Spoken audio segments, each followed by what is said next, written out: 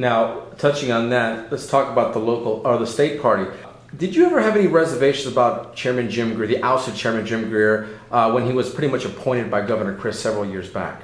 Well, I think you will know, and the record is pretty clear, that I went to Governor Christ back a year ago roughly and suggested that the leadership of our state in both our parties, House and Senate, would like to see Greer removed, and I felt the same way, that it was not right. Now, we didn't know he had engaged in any illegal activities at that point in time, or things that he's now subsequently been indicted for, but we did know that his actions and the way he was handling himself was hurting us politically, hurting us in fundraising, and that it had gone on too long. And so, unfortunately, I believe then Governor Christ said, no way, I'm not going to do that, I want to hear more about it, and many others went to him after that. But in December, we found some new evidence of things, and by January or February, when he left office, we discovered in an audit that was sent, I was advised about, things that indicated there might actually be criminal behavior. I referred it to the Florida Department of Law Enforcement, and as you know, the statewide prosecutor and the statewide grand jury in the Attorney General's office has subsequently indicted him, and he's now pending trial for criminal charges for the behavior. There's 6 of them, 6 counts? A number of counts. Yeah. They involve a number of things. They involve one organization that he took money from. That Victory Strategies, yeah. Right, Victory Strategies he didn't tell anybody about. And apparently, according to the allegations, and I personally, by the way, stayed away from any decision making on prosecution. That's not my role. The statewide prosecutor actually is a constitutional officer, but he works at my pleasure, but he's a constitutional officer. But according to him, there was money being taken and other things he was doing that he shouldn't have been doing, even more directly than through that particular organization. Now, staying on that, what exactly was your relationship with Greer when he was a chairman of the RPOF? There's a lot of speculation and a lot of chatter going around that you had close ties with him. I just want to get to the record. Hey, what exactly was your relationship? Well, I was Attorney General of Florida and then a gubernatorial candidate, and the presumed favorite along the way until Mr. Scott came along, and I guess I've been the underdog for a couple of weeks, but I had a relationship that said, look, we need to operate while I'm running for governor. I need to operate with the support of as much of the party as I can.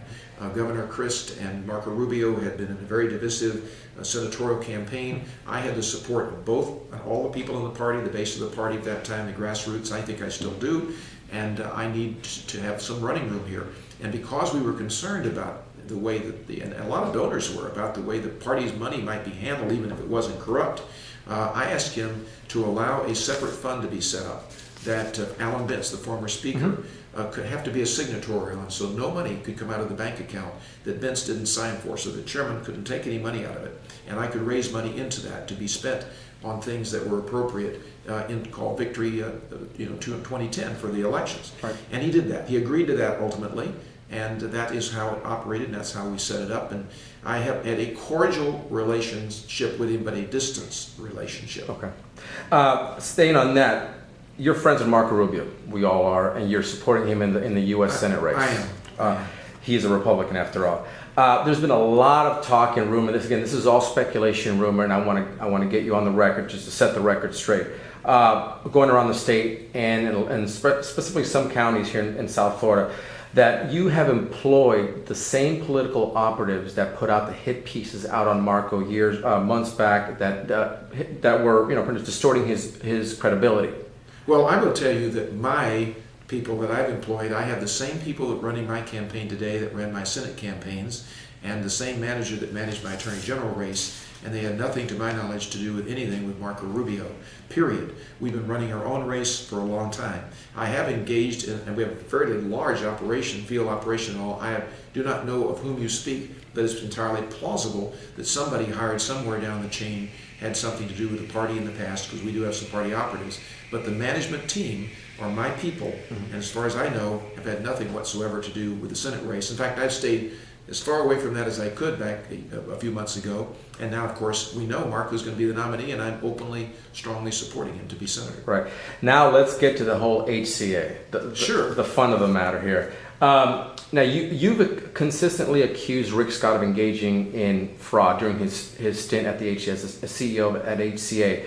Do you think that Rick Scott should have been questioned by the federal authorities, and do you believe he should have been indicted on fraud charges? Well, the former prosecutor in this case, in a book that was written by the person who was the whistleblower, or one of the whistleblowers, says that looking back on it in hindsight, he thinks that individuals should probably have been held accountable, and he regrets that he didn't do it. Now, I've never interviewed him. I don't know the facts of the case.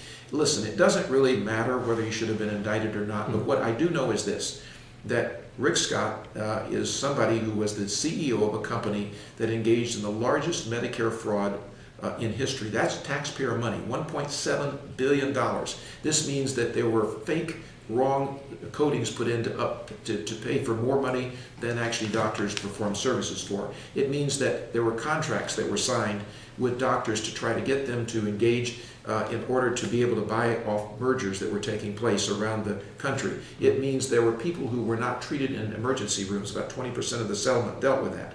It was a systematic process that was organized and delivered by the management of these hospitals under his watch. Did he know about it? What was he engaged in it? I don't know. He's either an unindicted co-conspirator in that, or he's somebody who, as a chief executive officer, who says he didn't know anything about it, darn sure should have known, should have been, and is responsible for. And I cannot imagine the voters of the state of Florida wanting to hand over the management and the leadership mantle for the fourth largest state in the union to somebody with that record. Right. And again, back to we've all seen the TV commercials, the back and forth. He's also comes out and accusing your old attorney, law firm or lobby firm. I don't know if it was a lobby firm. I'm not sure. It's a law firm.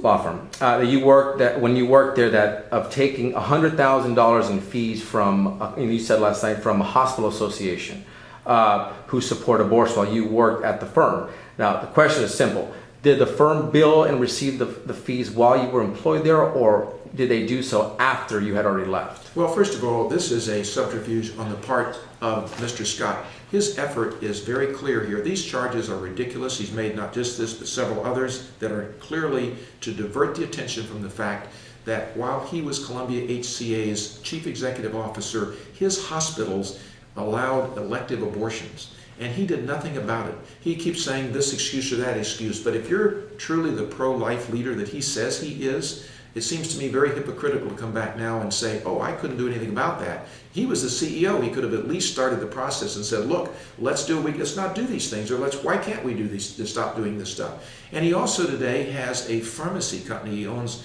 a very large interest in California.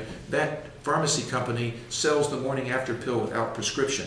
And here he says, I'm the pro-life leader. I have a 100% pro-life, right-to-life voting record in Congress. And I think he's being very stealth in what he's trying to do here, because he's trying to divert attention from his own weaknesses. Did my law firm, and it's a very big law firm, Baker & Hostile, about 800 lawyers at the time, as I recall. I went with him in 2001. I am told that he is relying in that ad on the fact that during that year, somebody in my firm, not me, engaged in terms of the hospital association, some big hospital association, as a client, having nothing to do with the issue of abortion. They're one of hundreds of clients. So that's a very interesting way to campaign, but it's the type of use of his millions of dollars to try to protect his own record, distort mine, that he's doing. And I find this to be very wrong. And that's why I say, and I said before audiences you've been to, that I believe that experience money cannot buy, meaning my experience is there, my record's there. You can see my record. I voted a lot. I've been Attorney General. I've got a long record on these issues. Mr. Scott has only the one record at Columbia HCA. That's tarnished. And he's got only that and what he's telling you in his many multi-million-dollar television ads derived from the money that he took, $300 million in stock options and $10 million, when his board of directors fired him just a few days after the FBI raided 30 of his hospitals in 1997. So he's spending that money, over $20 million of his own money now, already spent, to tell people what he wants them to hear and to try to distort my record, while he knows I have basically $500 check accounts to spend, maybe $5 or $6 million the rest of the way. But we'll win regardless, but it's a very interesting approach he's taking.